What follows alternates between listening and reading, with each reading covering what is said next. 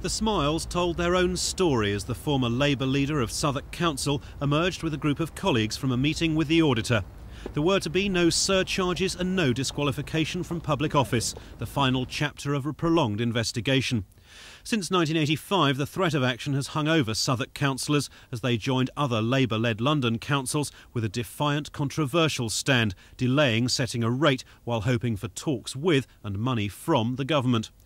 The Tories in Southwark, led by Toby Eckersley and other opposition councillors, were also summoned by the auditor to explain their failure to thwart Labour's delaying tactics.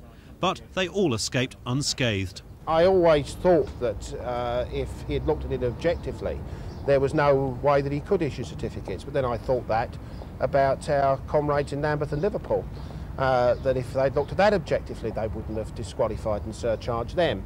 I didn't myself personally have a great deal of faith that the thing would be looked at objectively. I'm pleased it has been, and I think justice has been done. We did what we did in the belief that it was best for the people of our borough. We will continue to fight to get resources for the underprivileged in our borough. 2 years ago, though, their Labour colleagues in Lambeth weren't so lucky when their complete refusal to set a legal rate led to angry confrontations, sit-ins and court action.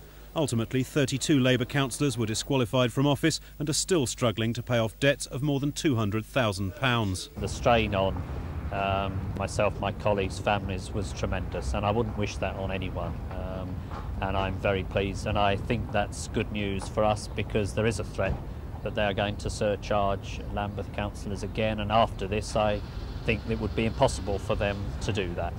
But problems remain for other Labour-led boroughs like Islington and Camden, who also failed to set rates on time. Auditors are investigating those actions before this saga of rates rebellion and retribution is finished. Marcus Powell for Thames News.